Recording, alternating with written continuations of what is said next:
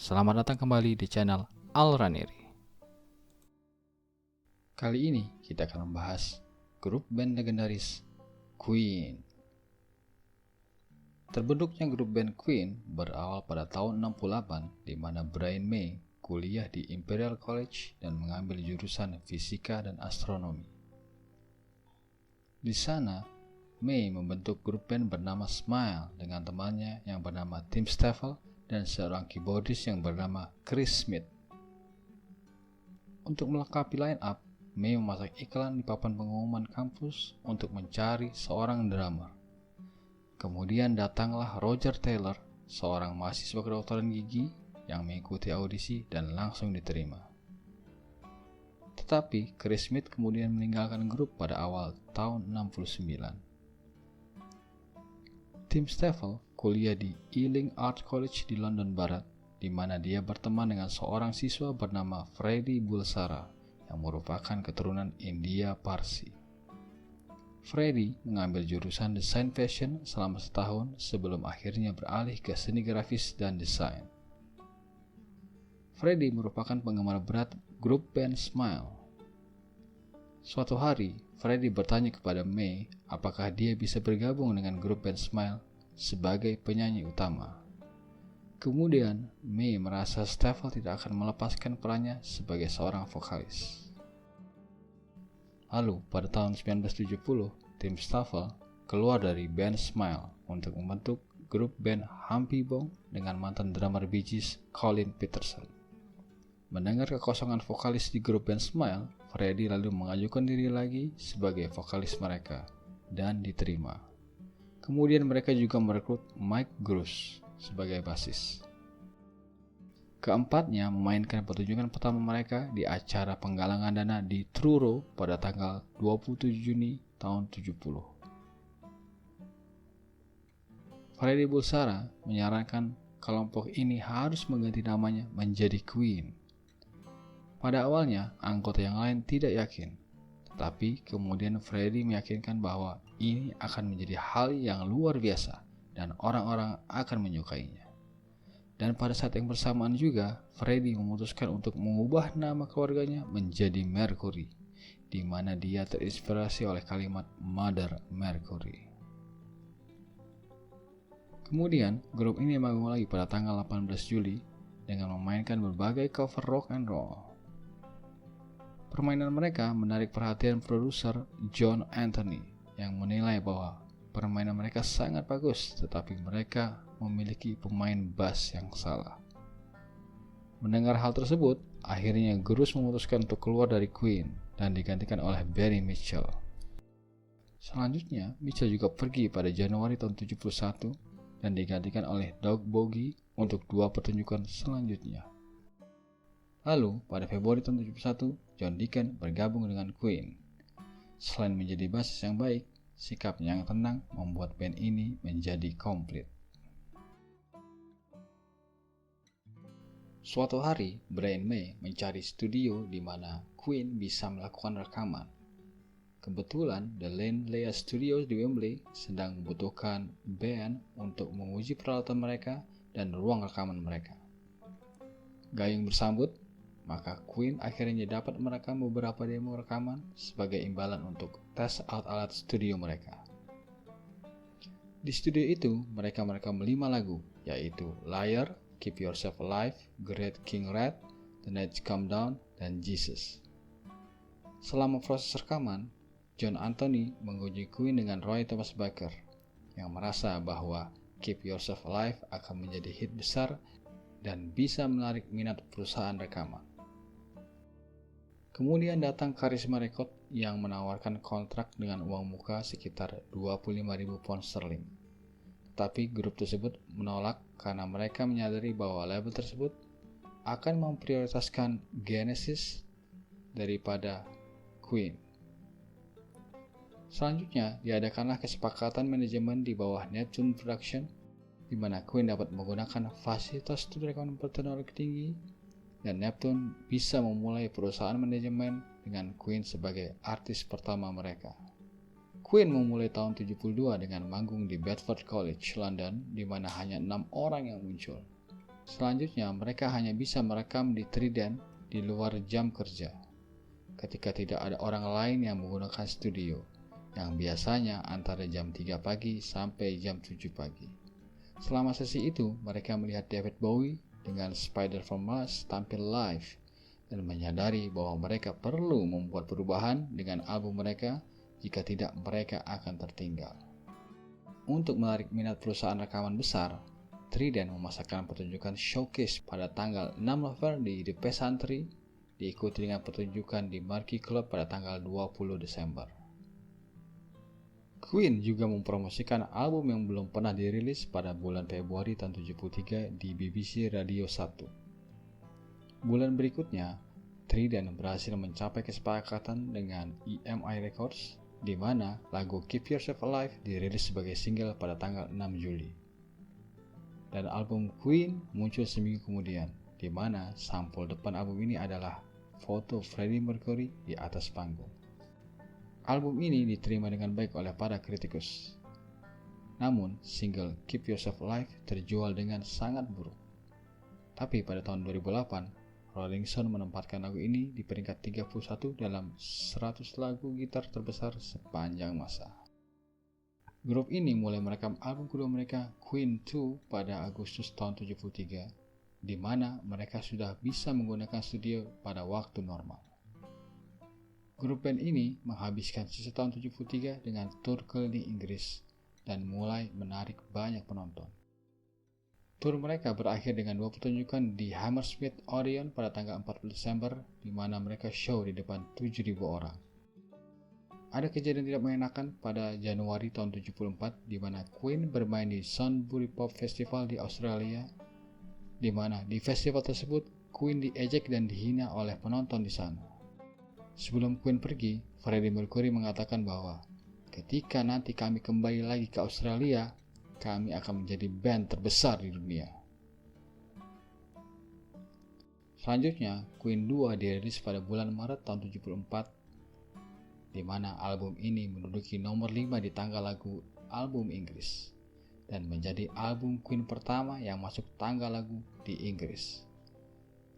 Single utama yang ditulis oleh Mercury adalah Seven Seas of Rhye, mencapai nomor 10 di Inggris dan memberikan band ini hit pertama mereka. Album ini juga memasukkan lagu The March of the Black Queen, sebuah epic 6 menit yang tidak memiliki chorus. Ini adalah album pertama dari 3 album Queen yang ditampilkan dalam buku 1001 album yang harus Anda dengar sebelum Anda mati. Grup ini mengakhiri tur Inggris mereka pada awal tahun 74 dengan pertunjukan di Teater Pelangi pada tanggal 31 Maret. Album selanjutnya adalah Sheer Heart Attack, dirilis pada tahun 74. Album ini menduduki nomor 2 di Inggris, terjual dengan baik di seluruh Eropa, dan mendapatkan sertifikasi emas di Amerika. Ini merupakan kesuksesan internasional pertama Queen. Single Killer Queen ditulis oleh Freddie Mercury tentang pelacur kelas atas. Lagu ini mencapai nomor 2 di tangga lagu Inggris dan menjadi hit di Amerika yang merupakan pencapaian pertama mereka. Bergerak pada Januari tahun 75, Queen berangkat untuk tur dunia, di mana mereka melakukan tur ke Amerika. Mereka disambut oleh ribuan penggemar dan bermain di 7 kota. Meskipun sukses, Queen masih terikat kontak serta kesepakatan gaji dari Trident. Mereka semua masih hidup dalam kemiskinan. Kemudian datanglah pengacara Jim Beach mencoba mencari cara untuk mengeluarkan mereka dari kontak mereka dengan Trident. Namun, Trident mengatakan bahwa mereka telah menginvestasikan 200.000 pound sterling pada Queen dan ingin uang mereka kembali terlebih dahulu sebelum kontrak batal. Lalu pada bulan Agustus tahun 75, band ini menegosiasikan diri mereka sendiri untuk keluar dari kontrak dan mencari manajemen baru. Lalu manajemen Queen dipegang oleh manajer Elton John yang bernama John Ray. Instruksi pertama Reed kepada Queen adalah, "Saya akan mengurus bisnis Anda, tugas Anda hanyalah membuat rekaman terbaik yang Anda bisa. Berlanjut pada album keempat mereka yaitu A Night at the Opera. Ini merupakan album termahal yang pernah diproduksi pada saat itu. Pembuatannya memakan biaya sekitar 40.000 pound sterling dan menggunakan 3 studio berbeda. Freddie Mercury menulis lagu pembuka Dead on Two Legs, kemudian Lazy on Sunday Afternoon, dan Seaside Rendezvous, dan lagu balada Love of My Life, sedangkan Brian May menulis The Prophet Song. Lagu yang paling terkenal dalam album ini adalah Bohemian Rhapsody. Lagu ini ditulis oleh Freddie Mercury pada saat masih duduk di bangku kuliah. Ketika mereka mulai merekam lagu ini, mereka tidak yakin bagaimana berbagai macam musik bisa disatukan. Namun mereka berhasil menyatukannya. Pada awalnya, pihak EMI menolak untuk merilis single Bohemian Rhapsody karena mereka pikir lagu itu terlalu lama dan menuntut Queen untuk diedit agar bisa masuk ke dalam promosi radio. Namun hal tersebut ditolak oleh Queen mentah-mentah. Datanglah teman dekat Freddie Mercury yang bernama Kenny Everett yang merupakan seorang penyiar radio di Radio Capital. Kenny memainkan peran penting dalam memberikan promosi pada lagu Bohemian Rhapsody. Dia memainkan lagu Bohemian Rhapsody sebanyak 14 kali selama 1 pekan. Alhasil, operator telepon Radio Capital kewalahan dengan penelpon yang menanyakan kapan lagu Bohemian Rhapsody akan dirilis. Dikarenakan banyaknya desakan publik, maka pihak EMI Record terpaksa merilis Bohemian Rhapsody. Dan akhirnya, single ini mencapai nomor 1 di Inggris selama 9 minggu. Bohemian Rhapsody merupakan single terlaris ketiga sepanjang masa di Inggris. Lagu ini juga mencapai nomor 9 di Amerika dan dirilis ulang pada tahun 92 dan mencapai nomor 2 di Billboard Hot 100 selama 5 minggu. Ini adalah satu-satunya single yang terjual 1 juta kopi dalam 2 kesempatan yang berbeda. Lagu ini juga terpilih sebagai lagu terhebat sepanjang masa dalam 3 jejak pendapat yang berbeda. Bohemian Rhapsody dipromosikan dengan video musik yang disutradarai oleh Bruce Gowers. Video klip ini memakan biaya 3.500 pound sterling, 5 kali lipat dari anggaran promosi biasanya, dan direkam dalam waktu 3 jam saja. Mengenai dampak dari video klip ini, Rolling Stone mengatakan bahwa pengaruhnya sangat besar sehingga menciptakan standar video klip musik 7 tahun sebelum MTV ada, dan menempatkan video klip ini di peringkat 31 dalam daftar 50 peristiwa penting dalam sejarah musik rock. Album A Night at the Opera sangat sukses di Inggris dan meraih triple platinum di Amerika Serikat. Publik Inggris memilihnya sebagai album terbesar ke-13 sepanjang masa dalam jejak pendapat Channel 4 tahun 2004 dan nomor 19 menurut jejak pendapat Guinness Book of Records. A Night at the Opera adalah album Queen ketiga dan terakhir yang ditampilkan dalam buku 1001 album You Must Hear Before You Die. Single kedua dari album ini adalah You Are My Best Friend dari Deacon yang mencapai nomor 16 di Amerika dan kemudian menjadi hit di seluruh dunia. A Night at the Opera Tour dimulai pada bulan November tahun 1975 yang mencakup Eropa, Amerika, Jepang, dan Australia.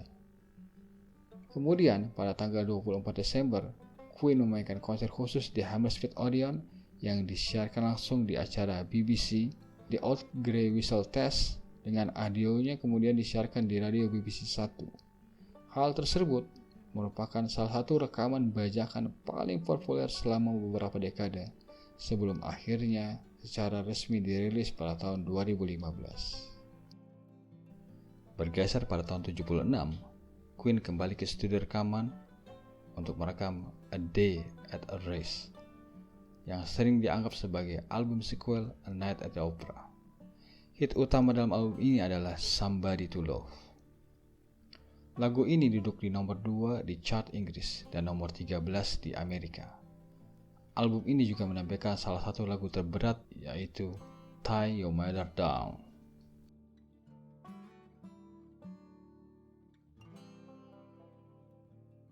Queen memainkan pertunjukan penting pada tanggal 18 September tahun 76 di mana mengadakan konser gratis di Hyde Park, London yang diselenggarakan oleh pengusaha Richard Branson yang membuat rekor kehadiran dengan 150.000 orang penonton. Bergeser ke album studio ke-6 Queen yaitu News of the World, dirilis pada tahun 77 yang mendapatkan 4 kali platinum di Amerika Serikat dan 2 kali di Inggris. Album ini berisi banyak lagu yang dibuat khusus untuk live show, termasuk 2 lagu rock yang paling terkenal yaitu We Will Rock You dan We Are the Champion. Keduanya menjadi lagu kebangsaan olahraga internasional yang abadi. Queen memulai turnya pada November tahun 77, di mana tiket tur mereka selalu terjual habis. Dan pada tahun 1978, mereka menerima penghargaan tiket emas Madison Square Garden karena mereka telah melewati lebih dari 100.000 unit penjualan tiket di tempat tersebut. Pada tahun 78, band ini merilis album jazz yang mencapai nomor 2 di Inggris dan nomor 6 di Billboard 200 Amerika. Album ini memasukkan single hit Fat Bottom Girls dan Bicycle Race. Lagu yang paling terkenal dalam album jazz adalah Don't Stop Me Now. Queen merilis album live pertama mereka berjudul Live Killers pada tahun 79 dan meraih double platinum di Amerika. Queen juga merilis single yang sangat sukses yaitu Crazy Little Thing Called Love, sebuah lagu yang terinspirasi rockabilly yang dibuat dengan gaya Elvis Presley.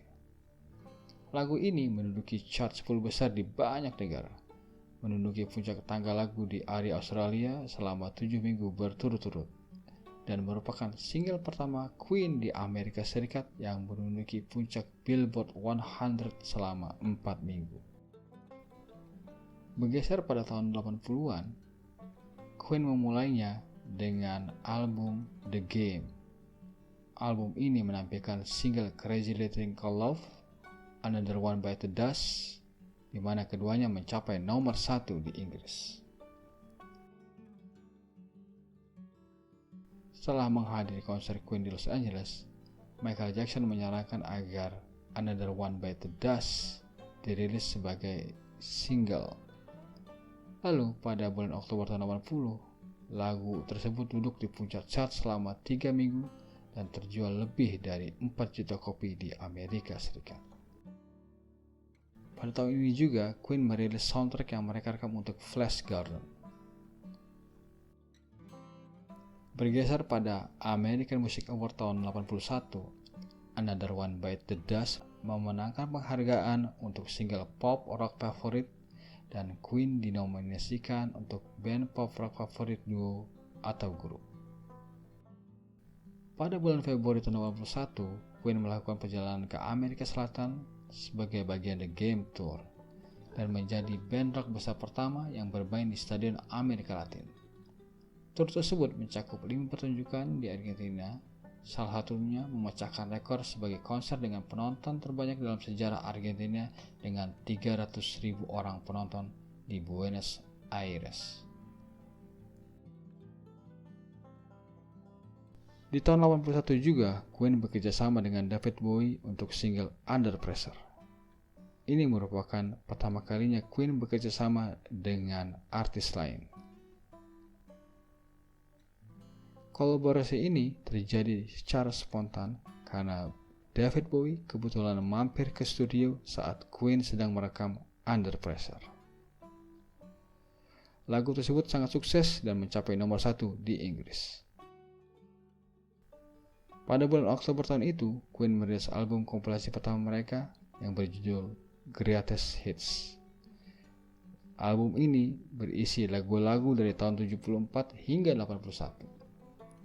Ini merupakan album teralis dalam sejarah tangga lagu Inggris dan telah menghabiskan lebih dari 900 minggu di tangga lagu album Inggris per Agustus 2020.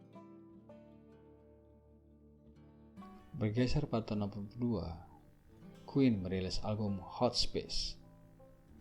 Sebagian besar album ini direkam di Munich selama periode paling bergejolak dalam sejarah Queen. Taylor dan May sangat kritis terhadap pengaruh manajer pribadi Mercury yaitu Paul Printer. Brian May juga mengecam Printer karena meremehkan pentingnya stasiun radio dan hubungan antara musisi dan fans, dan juga karena sering membatasi pergerakan mereka untuk kontak dengan Freddie Mercury.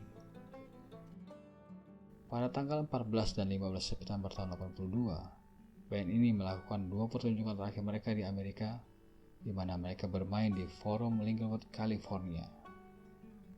Queen berhenti melakukan tur di Amerika Utara setelah Hot Space Tour mereka, karena pamor mereka sudah mulai pudar di Amerika.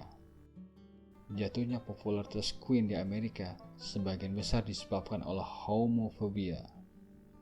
Pada beberapa pertunjukan tur Queen di Amerika, para penggemar mereka melemparkan pisau cukur ke atas panggung sebagai aksi ketidaksukaan mereka terhadap Freddie Mercury yang mereka ketahui sebagai gay.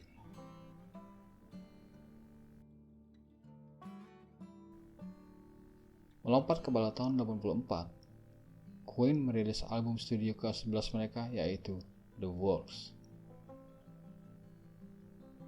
Single yang sukses dalam album ini adalah Radio Gaga, Hammer to Fall, dan I Want to Break Free. Terlepas dari single-single yang sukses, album ini gagal meraih sukses di Amerika, di mana video cross-dressing untuk I Want to Break Free di-ban oleh MTV. Di Inggris, album ini meraih triple platinum dan tetap di tangga lagu album selama 2 tahun. Queen memulai The Works Tour, di mana menampilkan pemain keyboard Spike Edney sebagai musisi live tambahan. Tour tersebut menampilkan 9 tempat dan tiketnya terjual habis pada bulan Oktober di Arena Sun City, Afrika Selatan. Sekembalinya dari Afrika Selatan, mereka menjadi sasaran kemarahan publik karena bermain di Afrika Selatan selama puncak apartheid dan melanggar upaya diversasi di seluruh dunia dan boikot budaya PBB. Queen menanggapi kritikan dengan menyatakan bahwa mereka hanya memainkan musik untuk para penggemar mereka di Afrika Selatan. Queen menyumbang untuk sekolah buta dan tunarungu sebagai isyarat filantropis, tetapi didenda oleh Persatuan Musisi Inggris dan ditempatkan pada daftar hitam artis PBB. Bergerak pada Januari tahun 85, Queen menjadi headline 2 malam di Festival Rock in Rio di Brasil, di mana mereka bermain di hadapan 300.000 orang setiap malam.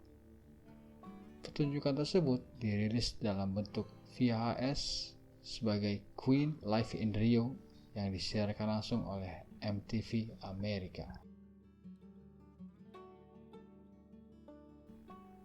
Pada konser Live Aid yang diadakan di Wembley pada tanggal 13 Juli tahun 85, di hadapan penonton TV terbesar yang pernah ada, yaitu sekitar 1,9 miliar penonton, Queen menampilkan beberapa hits terbesar mereka dan sebanyak 72.000 tiket terjual ludes. Semua media seperti BBC, CNN, dan Rolling Stone menggambarkan Queen sebagai sorotan utama dari Live Aid tersebut. Queen mengakhiri tahun 85 dengan merilis single One Vision dan satu set album Queen edisi terbatas yaitu The Complete Works, di mana paket itu termasuk single Natal tahun 84 yang berjudul Thank God It's Christmas dan materi yang belum pernah dirilis sebelumnya. Pada awal tahun 86, Queen merekam album A Kind of Magic yang berisi beberapa pengerjaan ulang lagu yang ditulis untuk film Highlander.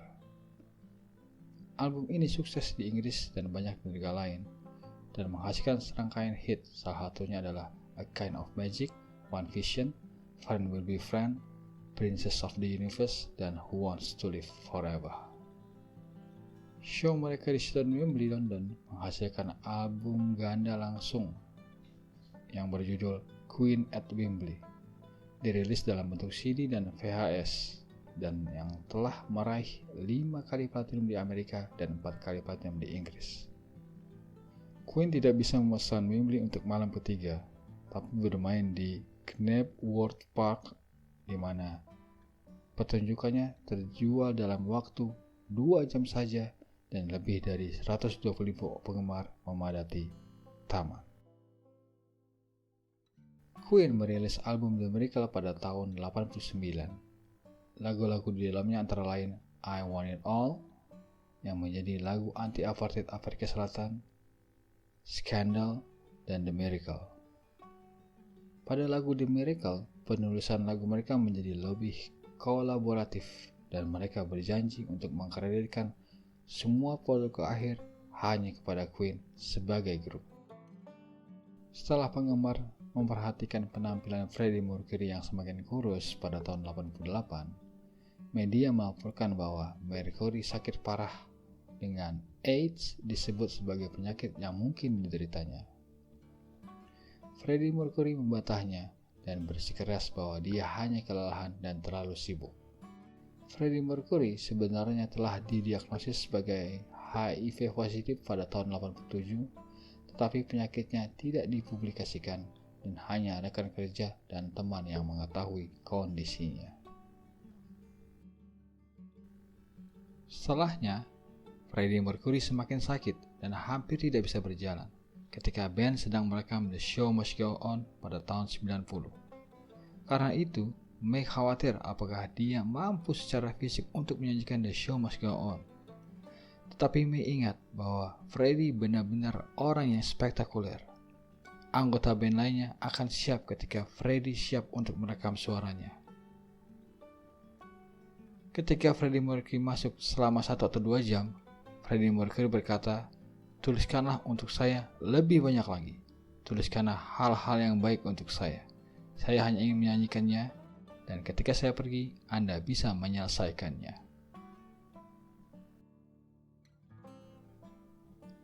Kemudian, Greatest Hits kedua dirilis pada Oktober tahun 91, di mana ini ada album terlaris ke-10 di Inggris. Pada tanggal 23 November tahun 91, dalam pernyataan yang dibuat di atas ranjang kematiannya, Freddie Mercury menegaskan bahwa dia mengidap AIDS.